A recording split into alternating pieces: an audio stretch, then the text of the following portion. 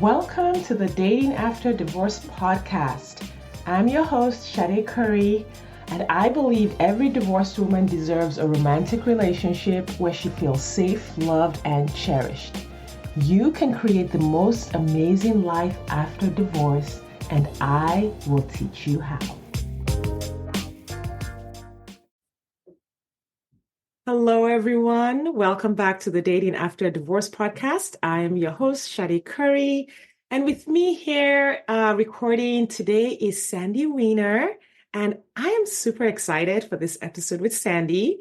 Sandy is the host of the Last First Date podcast, which is how we met. She's also the Chief Love Officer at The Last First Date. She's an internationally known TEDx speaker, dating and relationship coach, author, and podcast host. And Sandy's approach to coaching is holistic, encompassing a hybrid mix of life coaching, neuro-linguistic programming, and nonviolent communication. She's the author of Becoming a Woman of Value, How to Thrive in Life and Love, and Choice Points in Dating, empowering women to make healthier decisions in love. Sandy, welcome to the podcast. Thank you so much, Sade. It's fun to be here. Could you tell the listeners just a little bit about yourself? Yeah, let's see. I've been doing this for about 16 years.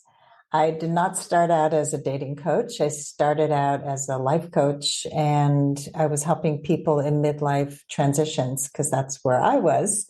And I was helping people who became empty nesters and didn't know what to do next or wanted to change careers in midlife. And then I started helping a friend of mine who was dating way before I was ready after my divorce.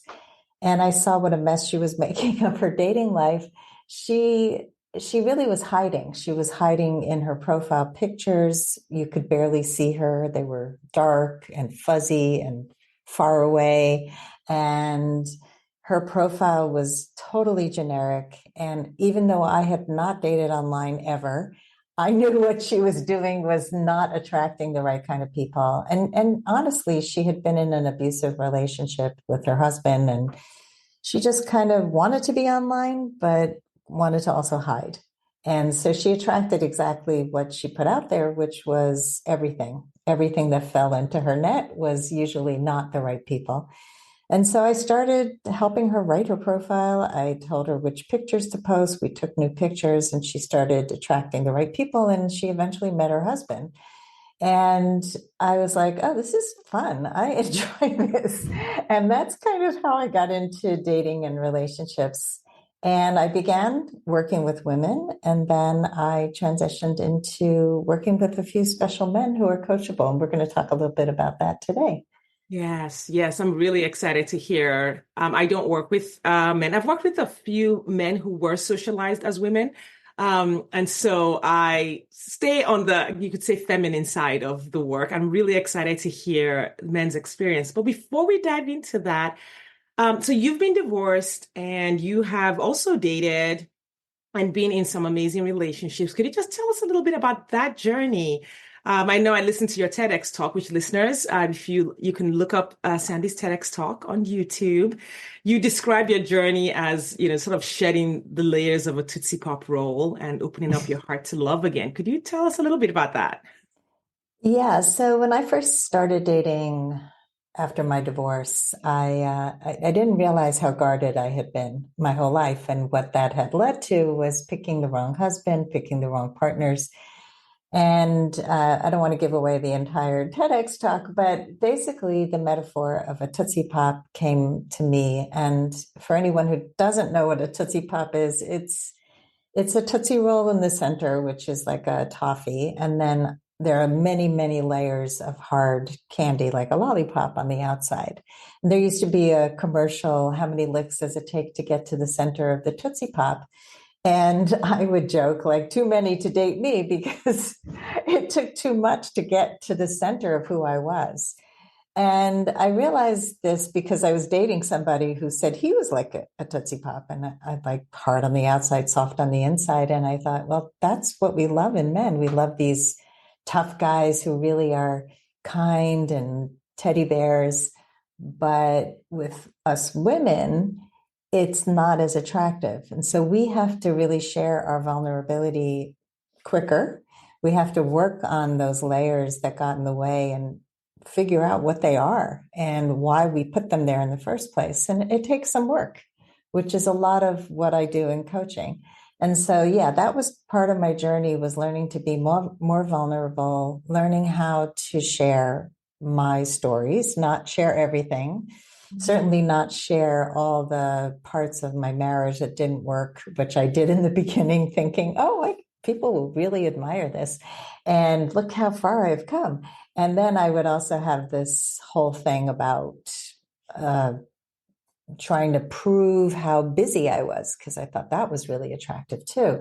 And men would be so admiring of a busy woman, but they were like, she has no time to date. And so I was getting feedback from men and realizing, wow, this is really not working. And then I started to meet some amazing men and have some incredible relationships. They were not lifelong relationships, but they all served a purpose in helping me to become the woman I am today and to be the coach I am today, because when you're out there dating, you understand the dating world. Yes, and it's a different world. It is, um, we would love it. I think in the past, the dating world was just a part of the world. It was just a part of life to date, to meet your partner. Unfortunately, it's become this sort of compartmentalized part of our lives. So we go to work and work is work and dating is dating and your love life and your family are sort of separate from that, which is kind of unfortunate because I think it's put a burden of complexity on what it means to date today. Well, when I got divorced, my kids were 13, 16, and 19, I think. And I sat them down about 2 years later, because I spent the first 2 years really focused on their emotional well-being, trying to make sure that they were adjusted well, because it's very disruptive to get divorced most of the time. And I just wanted them to have a stable life. I didn't want to introduce dating into that life for them. And I had gone back to school to become a coach. I was starting a new business. My life was full. I didn't have a whole lot of bandwidth for dating. And so I was finally ready, and I sat them all down and I said, this is what you can expect. I will not introduce you to anyone unless they become really serious. You Mhm. will not meet them. They will not be a revolving door of men coming in and out of your life. And I asked them how they felt about me dating. And I remember my son saying, I'm okay with you dating, but don't get remarried. And another time he said, I don't know why you need a man, because you're like a man and a woman. And I'm like, oh, that's interesting, because they've experienced me as this strong woman. Like, why would I need a man? And so a lot of really interesting conversations came up.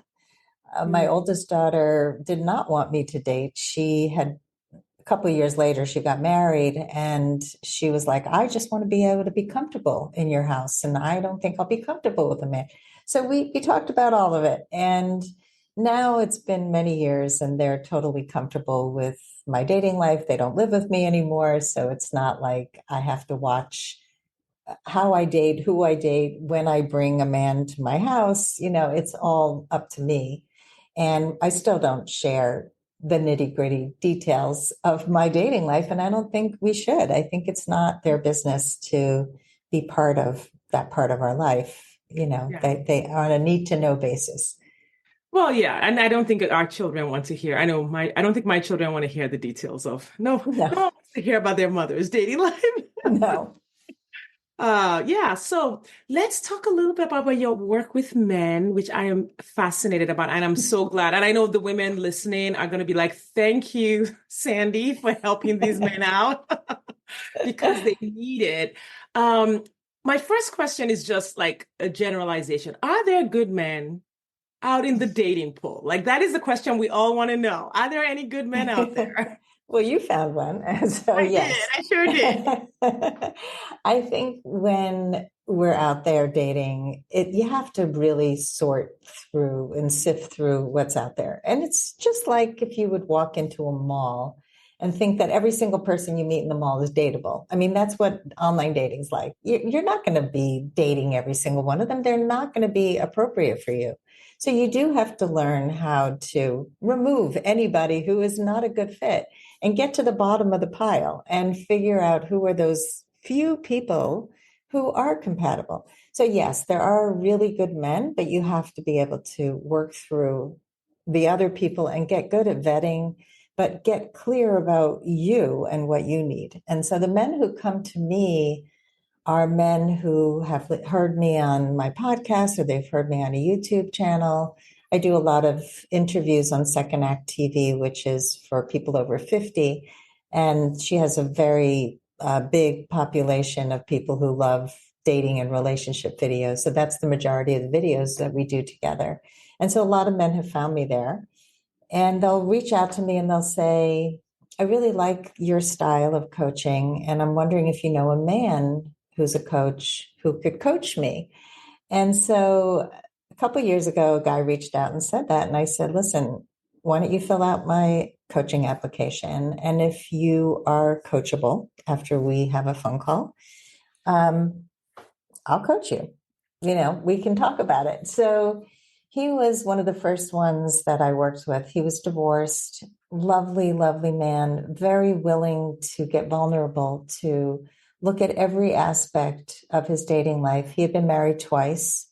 He told me he still loved each of his wives. He's didn't really understand the things that he had done that had caused the divorce and that he needed to work on to do better. So being open, being willing to make changes, being vulnerable, and knowing how vulnerable to get. So those were some of the things I worked on with him. But some of the other men who were lovely men didn't have what we call game. They didn't have that kind of confidence in dating that women are attracted to. And so with them, I worked on how they portray themselves. A lot of them were people pleasers, just like women. And they were just agreeing to everything the woman said. And all the women were saying, well, we really like you, but you're like a good friend. You're sort of friend zoned. And these are wonderful, good looking, successful men with full lives, with hobbies, with so much going on, who have made peace with the past, who are not carrying all this heavy baggage, but they just didn't have like that charm and that game that many of the players have, but we also need it in our healthy, good guys. And so learning how to not be so eager to jump into the relationship in 2 seconds, just like women. I mean, to learn how to be a little bit more assertive with physicality and not just kind of wait for the woman to give the cues. The people pleasing, I think, was the most important piece because so many of the men that I worked with were not asserting what they needed. They would just be too agreeable. So it's important to be able to do that, both men and women. Yeah. And so those are some of the major things I've seen in the work that I've done with men. Yeah, that's fascinating because it just means that we're all human, right? Now, and of course, within this conversation, just to clarify for listeners, we're really talking in the context of good people, right? Not yes. Abusers or toxic people. So like if we set all of those people aside, which of course you need to look out for those people and be able to discern, but just within the context of women who are looking for a relationship, looking for a commitment, willing to work on themselves, there is an equivalent group of men out there who don't necessarily know how to date, who don't necessarily know how to have a great profile or what to say and when, and who are willing to work on themselves as well. Yeah. And I'm working on my third book now, and I've interviewed about 13 women about their relationships. The book is about love in later in life and people who found love sometimes for the first time, sometimes for the second or third time, but people who have found these lasting, loving, amazing relationships that are really special because they've done the work.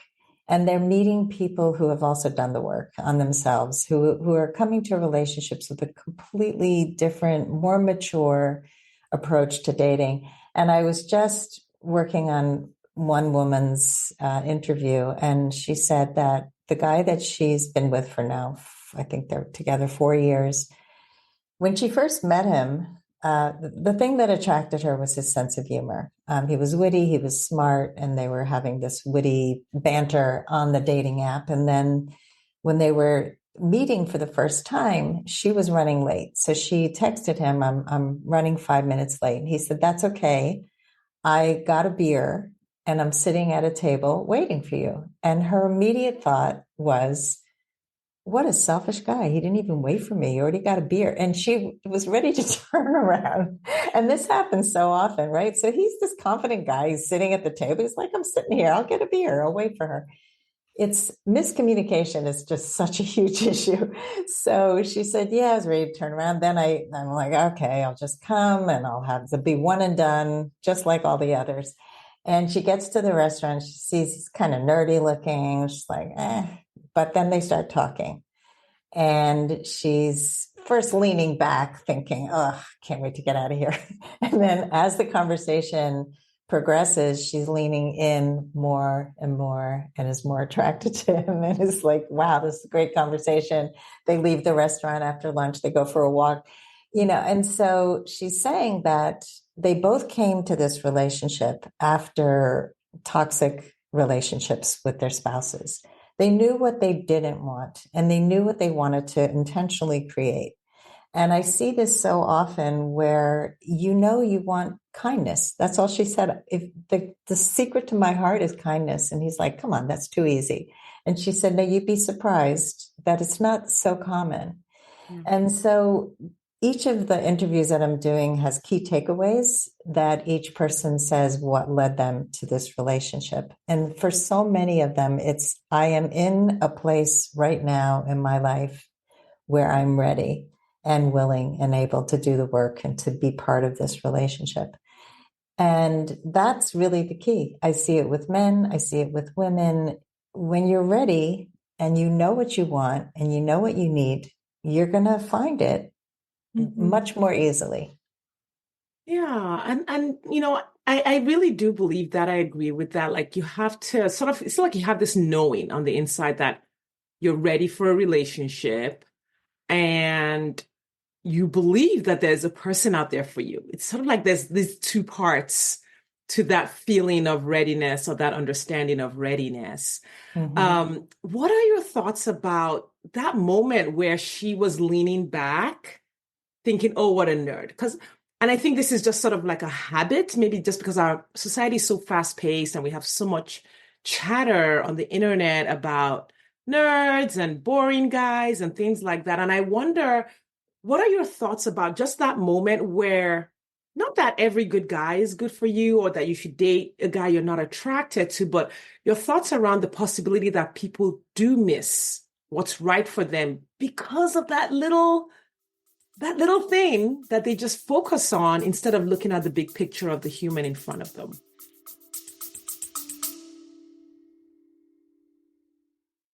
Do you wonder exactly how divorced women just like you are meeting eligible men who want a real relationship and a commitment? They're doing it by dating with their core values. Your core values are the GPS that lead you to the partner you've been looking for.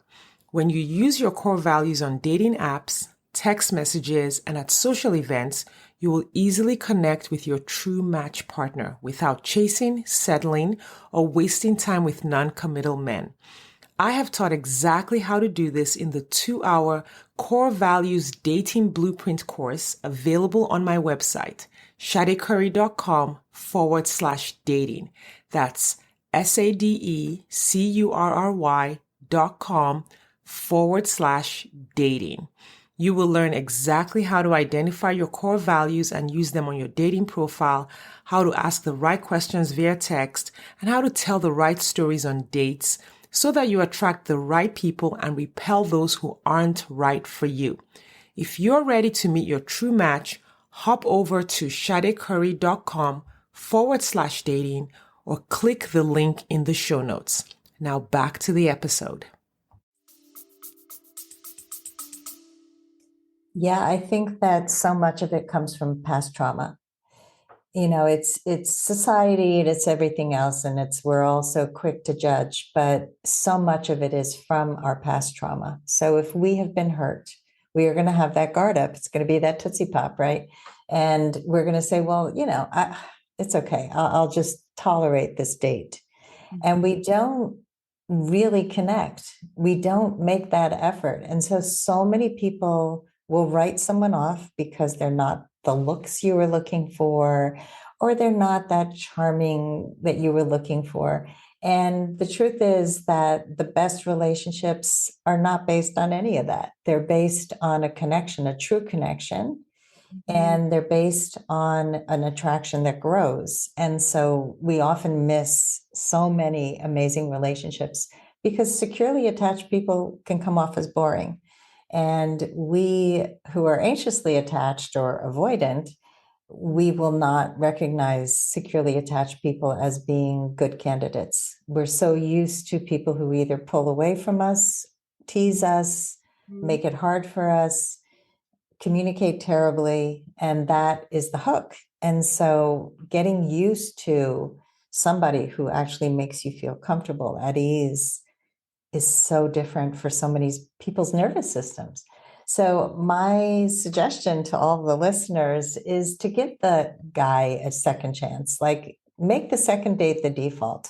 Don't make the first date the default, unless there's something glaring, like the guy's a massive alcoholic and he's down 6 drinks. That's a good reason not to date him again.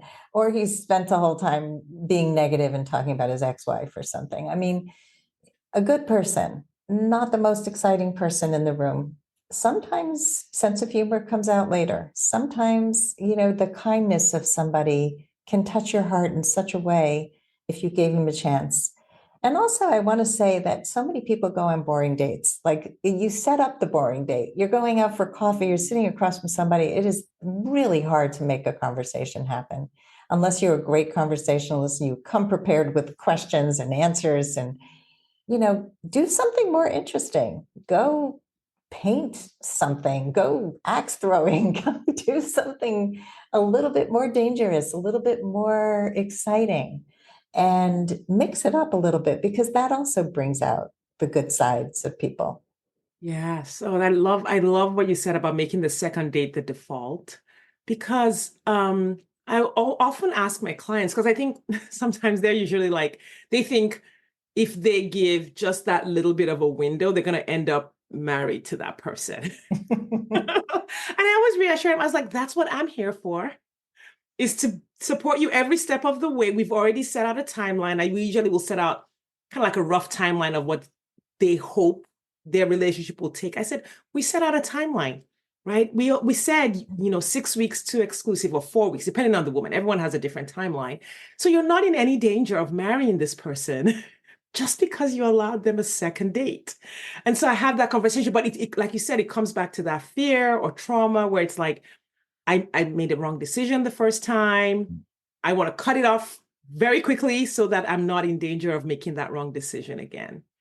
Yeah, and I want to bring the man side into this too, because one of the men that I'm coaching was just, each woman that he dated was telling him that, I don't feel the spark. And so it was, he'd be with her. One of them he dated, I don't know how many times. He dated her for months and she never felt the spark. And I was like, why are you here? She's not right for you. But he couldn't, it was the beginning and he couldn't let her go. So women do the same thing. It's like, we just a little longer, maybe they'll fall for me. So I'm bringing this up because it's so similar to what so many women experience. And we went online together on Match, and I was looking at some women and I chose somebody for him. And he said, oh no, I don't think so. And I'm like, why? She's not that attractive. I'm like, okay, take another look at this woman. She's gorgeous. And so he wrote to her and he was like, yeah, you're right. I didn't see it. And now they've been together for 6 months. They're in love. They're thinking about marriage. They're planning a future. They've traveled together. And my last session with him, he brought her to the session. And so I got to meet her for the first time. It was a surprise to me. I was like, wait a minute, wait, we got both of them? All right, well, let's pivot and we'll do some relationship coaching. And she was lovely, but you could see like her personality was, let's slow this thing down. You're in a hurry. I'm not in a hurry. I've been single 20 years. You've been single a short time. I'm divorced. You're widowed. We have a very different background. And so they're just talking about everything. And I love how open both of them are to having tough conversations, to talking about the future. And they're not ready to move in together, but I talk to them about maybe go to Costco together, do fun errands together like you would if you were living together, because those everyday kinds of things are really what's appropriate, I think, at this stage. And start talking about like if you were together for the weekend, who does which chores? Like you've got to be intentional about the things that you do.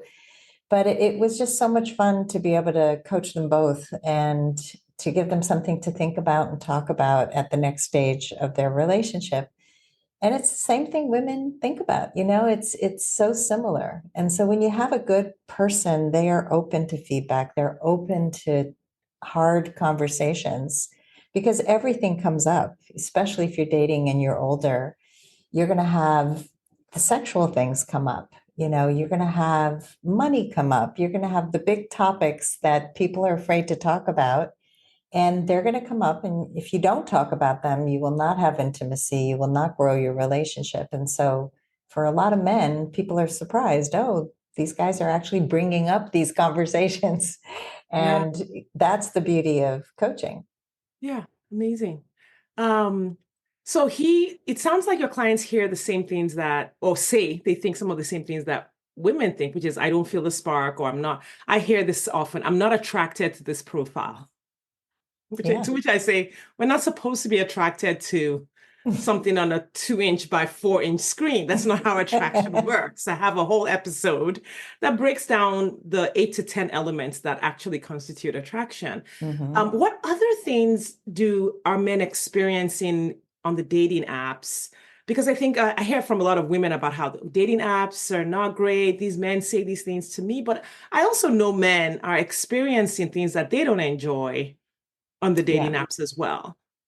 Yeah, good question. So, a lot of what they complain about is women who look different in every picture, different color hair, different weight. They have no idea who she's going to be on a date. And just as men do the same thing, I don't know why some men will post pictures from high school. Like, why? Because you had hair then? I don't care. Like, it's their own insecurity, but it's just such a silly thing. Like, I'm not dating 18-year-old you. So that's one thing. I think a lot of women do the same thing that men do, which is write a terrible profile. Yeah, a lot of it is negativity. A lot of it is just ask me anything. I'm an open book. So they'll Mhm. start out being really positive, and then they'll be like, and if you're a narcissist and a Trump supporter, if you're this and that, don't apply. So that turns them off. Mhm. Um, Trying to think of what else. Too few photographs, like one and that's it, just Yeah. like on women's Just like profiles men, just like and they complain about men. men having one photo. Yeah, exactly. So it's a lot of the similar kinds of things. I think, when I work with a man who's looking at a profile and they go, yeah, I don't know. And then, so I'm sure you have something similar, but once we have the must have and deal breaker lists, I ask them to search for 3 things they like in the profile Mm. and not look for what's wrong, but start with what's right. Because a profile's not a person, a profile's just a profile. Some people are good at writing them, some people are terrible. Most people are pretty bad at really representing who they are. Most profiles are generic, they look the same, they sound the same. So, yeah, men experience similar things. And I think there's a lot of fatigue also when you're been online. A lot of men are like, I don't know, I just feel like they all look the same, they all sound the same. I think the other issue I've seen is age. And I have one man who wanted to lie about his age by a couple of years. I'm not a big fan of that. I think you should be honest. And men are meeting women. Actually, the man who I was talking about before, who's in this beautiful relationship, she lied about her age by a lot of years. And he had been dating much younger women. He looks very young, but he was really concerned that she was so far from retirement and he was already retired. So he was in his 60s and she wrote that she was in her 50s. And it turned out they were like 5 years apart. And so, So she almost that's, missed him by representing herself as younger. yes, see? Mm. Yeah. So it's so interesting, right? We think, oh, we'll be found in a search and that'll be a great thing. But big age gaps can be a turnoff for people, especially a mature person who's looking for someone they can actually talk to. A lot of men are not looking for arm candy. The men I work with are looking for a real relationship with somebody that is relatable. Yeah, thank you for saying that. I really appreciate that because I know that that's a lot of fears that there's the narrative that men are just looking for women who are younger. They're trying to date young. And of course, there are some men. It's never 100% either way. There's Right. always some men who want someone 30 years younger. That happens. We see it in the Yeah, news, but that's not all men. no, And the other thing that I think you illustrated was that there is a particular person looking for someone like you. It's not everyone isn't looking for you, just the same way that the woman isn't looking for every man out there, or at least shouldn't be. This gentleman that you spoke about was looking for someone who was closer to retirement because he wanted a different lifestyle from someone who was in the middle of their career. And if you fall into that, then you want to be that so that the person who's looking for that can find you. yeah. Yeah, and also the pace of a relationship. Everybody moves at different paces. And so if you're eager to get remarried, for example, I mean, when I first started working with this guy, he still had a lot of Christian values around marriage and premarital sex. And I mean, he's in his 60s and he's thinking, I shouldn't have premarital sex. And I said, you might want to rethink that. You might want to rethink some of the things that you have been carrying with you since you're 20 Mm, because they may not apply. And you might want to rethink marriage. It may not be the right thing for you. So it's planting the seeds that maybe the type of relationship that I thought I wanted and needed is not the right one, and then figuring out what that could be. And so there are a lot of people who are living apart together at this stage in life. They don't want to have another marriage. They don't know what to do with finances if they are together. They want to protect whatever they have because it comes often with a lot of difficulty, the money that we accrue after divorce, building wealth again. And so there's a lot to think about, and it's not one size fits all. Everybody's going to have different needs. I mean, mine have changed over the years. I totally started out with a different idea about who I was, what I needed, and then I evolved as a person. And so give yourself the time to figure out who you are, because once you do, you'll be really clear. I mean, it's like you'll recognize the person when they show up, you'll feel a sense of belonging and recognition of that person because you'll get each other and it'll be easy. Like relationships aren't meant to be labor intensive from the beginning, especially at the beginning. yes. Yeah. And I love that you mentioned like there's no one size fits all. I've heard so I have my client base is very diverse. I have some women who are celibate until marriage, 100%, and then I have some other women who are like, I just want to have a lot of fun on the way to, my partner. And for the women who don't want to have sex before getting married again, they worry that there's some kind of rule that they have to, that there's no one in the pool who doesn't want to, who wants to wait. I guess maybe that's a good way to say it. There's no one in the dating pool who wants to wait. And, listeners, you've heard it. There are men. Now, the number, I don't know, but if that's what you're looking for and that's what matches your values, then there are people out there who want that.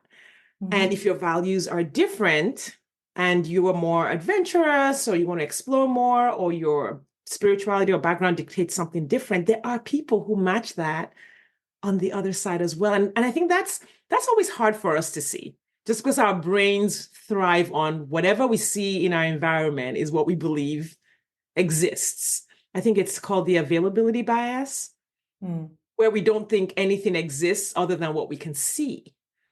And so if the last 50 men you swiped on the app all wanted, to have sex, then you think that's all that's out there. Well, the truth is the world is a very big place. There are 8 billion people on the planet. All kinds of people. It's true. And I think you can't, if you're looking for something very specific, and a narrow pool. So finding somebody who is celibate until marriage is probably a lot smaller than people who are not. So know that it's going to take a longer time. Know that you're going to have to go through a bunch of dating profiles and ask it up front. You've got to be able to say, this is important to me.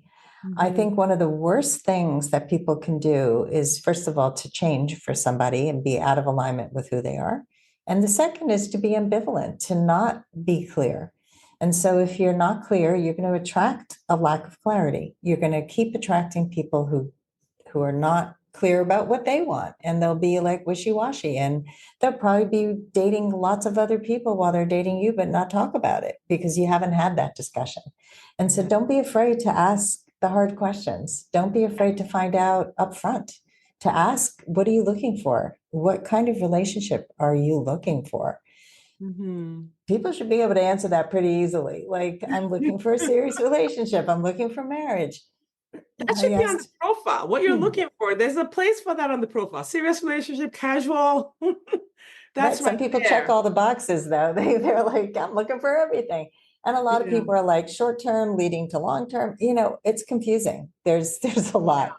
So you've got to decide, what do you want? And then you've got to watch if somebody's actions and words align, because somebody could say to you, yeah, I'm looking for a serious relationship, but they're not showing you their actions. So yeah, it's definitely a process. It takes time. A lot of people are jaded. They feel like it doesn't work. Online dating doesn't work. It does work. It's how most people find love today.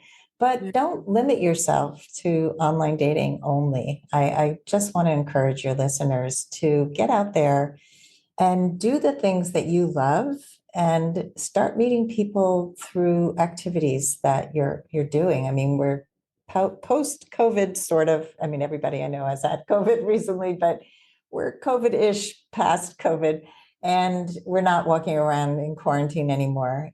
People are socializing. Get out there, join meetups, go on hikes, do things with people that are loving what you're loving, because so many people find people when they're doing what they're passionate about. One of my favorite stories in my upcoming book is a client of mine who really struggled for a long time after her divorce to find love. She kept feeling like these guys are not a good match. And, then she'd feel like it's a good match and the guy would ghost her. And, it was just so frustrating. And then she took a trip to Italy, and she speaks Italian fluently. She had lived there for a number of years and had done graduate school work there. So she loves Italy. It was right after COVID restrictions had opened up. And she was supposed to stay in a certain place, but that was not available. So they ended up in some farmhouse in kind of an obscure town in Italy. It was a friend of her friends who organizes these dinners monthly. And so she was having this dinner. It was a rainy night. My client was like, oh God, I really don't want to be here. I want to be in a different city, and it's raining and ugh. Anyway, she gets to the dinner, and the woman who's hosting learns a little bit about her and says, oh, this guy speaks fluent Italian. He's whatever. You should go sit next to him. So she goes, sits next to him, and for like 3 hours, they're like in a bubble just talking. But he keeps mentioning he has a partner. So she doesn't know if it's a business partner or a woman partner. He lives with a partner. I don't know, but they're getting along really well. And the next day they exchanged information, and he said, I would love to continue to work on my English, and you can work on your Italian. We'll do these Skype sessions. Is that going to work for you? She's like, sure. So as they get to know each other through Skype, she starts to ask, what is this partner? And so he says, well, it's complicated. We really have drifted apart, but she is both a business partner and a romantic partner. And I want to end this relationship. So he was working on ending it. The relationship that these two people had was so special and felt so like otherworldly that she was willing to just get to know him as he was going through his process. And she always had a dream to travel a lot. She's multicultural. So his business was organizing tours around Europe. And she went back to Italy. He ended the relationship. They got together and they've been together now for a couple of years. It's you never would have been able to imagine this relationship, but she was doing what she loved. She was in Italy. She was in love with where she was. And she met somebody who also was on a journey of personal growth, just like she was. They both met each other at the right time. And so that's another thing, where a lot of people who are meeting after a divorce, after a separation, after being widowed, you've been through some life. And when you meet somebody at this stage, you kind of know who you are. Hopefully, you know what you want, and you're going to recognize it when it shows up. And you also have the skills to have hard conversations. I mean, you should be learning all these things, honestly, because not everybody has them. Yeah. But if you do the work and you show up and both of you are on that journey, that the growth journey, these relationships are the most special of any that I've ever seen. Yeah, no, I totally agree with you and resonate with that.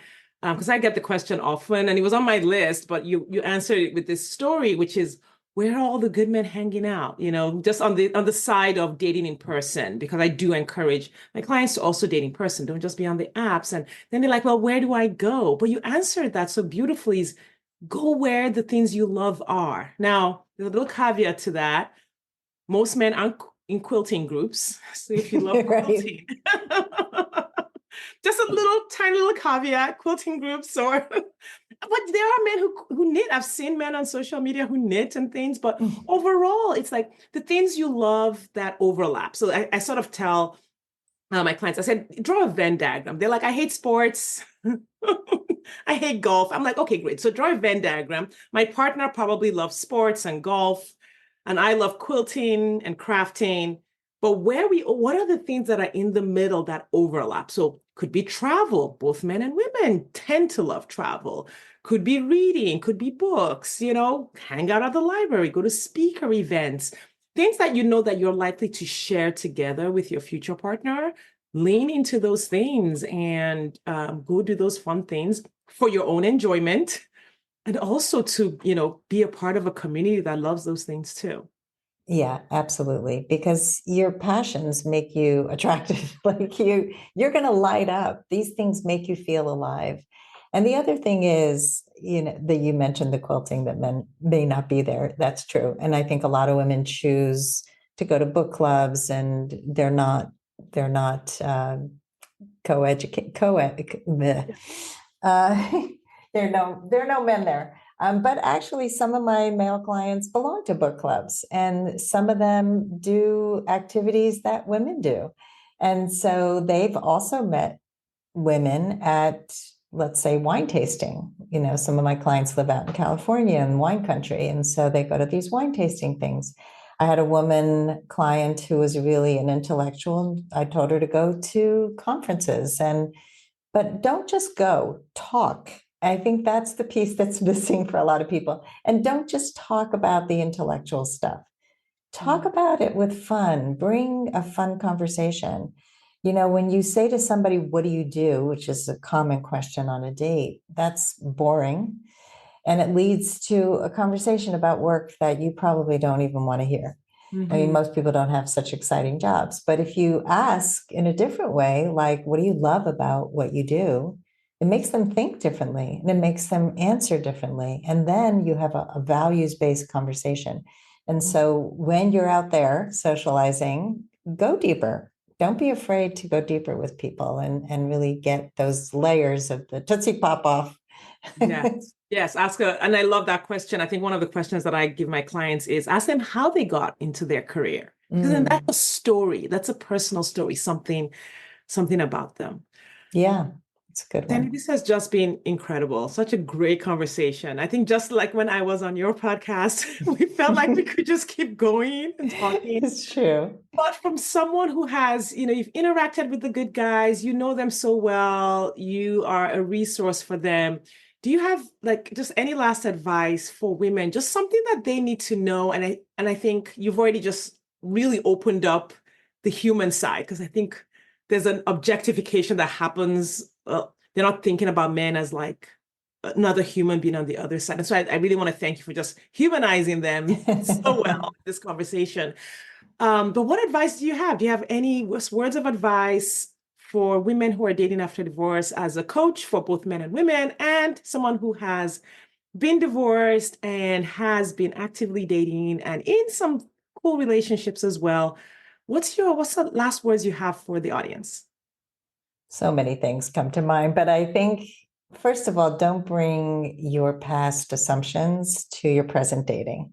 And so many people will look for the opposite of their ex. They'll be like, oh, well, my ex was a lawyer, so I'll never date a lawyer again. Well, that's ridiculous because not every lawyer is the same. So look at your assumptions, look at the way that you're labeling people, and you want to be treated without assumptions. You want to be treated as an open book and a clean slate. So every person that you meet should be treated as a clean slate. Rule them in until they rule themselves out. And that is one of the most important things. We tend to rule out before we have ruled them in, which is aligned with go online and look for three things you like first. Don't look for what's wrong. Oh, ick, I don't like it. Ick, ick. Everybody's got the ick. I think it's like ridiculous, this ick thing. There's actually a TikTok channel that was just like all the icks. And this guy just went around interviewing women about what they find turns him off. Yeah. There's like 500 things. I'm like, a Yeah. man who uses his blinker. What a turnoff. I'm like, what?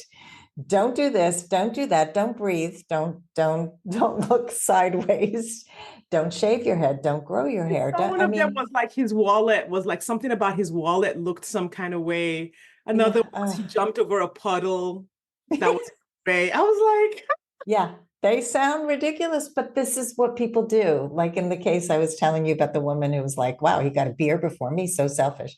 They're in Mhm. the best relationship. And as she could have written him off. And a couple months later, she said to him, you're so lucky I gave you a chance because, you got that beer. And he goes, you're so lucky I gave you a chance because you were late.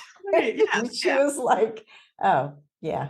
Right. So And that's, it is a protective mechanism. Again, like you said yes. earlier, we're trying to protect ourselves. I had those same thoughts when I was dating, and it was work. I had to intentionally keep an open mind and remind myself to keep an open mind every step Mhm. of the way. But also, once something came up that was a deal breaker, be ready to put the brakes on at that point, but not before. Yes. Yeah, that's the rule them in until they rule themselves out. As soon as you see a deal breaker, don't try to make it work. Yeah. You can get curious about it, you can ask a question, but it's usually pretty clear that one deal breaker is going to make everything else that is positive totally null and void because it doesn't matter how good looking that person is, what kind of job they have, how kind he was to you on the first date. Doesn't matter if he was rude to the wait staff, if he did something if he drank too much, it's like whatever it is that's a deal breaker to you, Mhm. don't ever let those go. So open your net as much as you can on the things that don't matter and make it very small and narrow on the things that do. Oh, beautifully said. Beautifully said. Thanks, Sandy. Right. As we wrap up, could you please tell the listeners just a little bit about your work, where they can find you, and how they can contact you? I also know you have a quiz, so tell us a little bit about that so that they can connect with you. Sure. So I do private coaching and group coaching, and I work mostly with people over 40. And I have a free Facebook group for anybody who is interested in a really positive place of support. It's called Your Last First Date. And this is just a beautifully run, curated group. We kick people out if they don't follow the rules.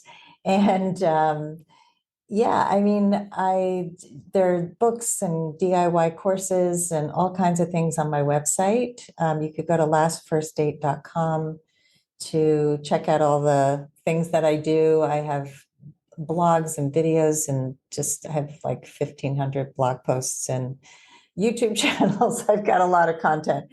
And my podcast, Last First Date Radio, go hear Sade on the podcast with me. And I do have a quiz. I think the easiest way to get to the quiz is just to go to lastfirstdate.com. It pops up, and also there's a link in the menu to quiz. You could just click on that and take the quiz. It's about the 4 communication archetypes. So I discovered that the archetypes, we all have different archetypes, and we don't realize that we're communicating in certain ways, and that can really destroy the relationship or improve the relationships. You have to know who you are and what kind of communicator you are, and then you have to know who you're communicating with. And so this quiz will give you an outline of what your communication style is and how to communicate more effectively.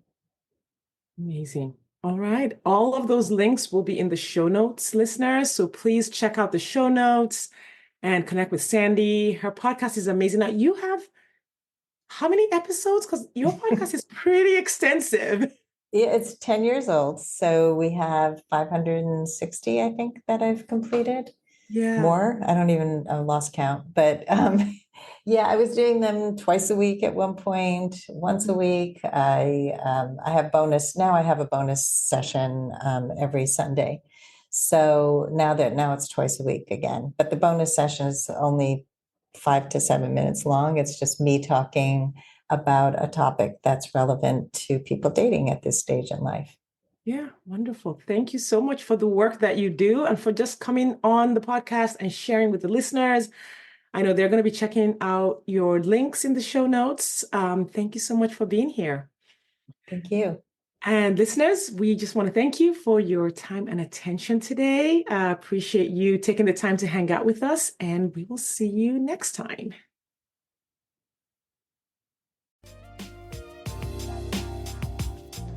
Thanks for listening today. If you are ready to get married after divorce, I want to invite you to download my free 8-video training specifically designed to help divorced women date with ease and get married again. Head over to shadecurry.com to get started. That's SADECURRY.com. I'll see you inside.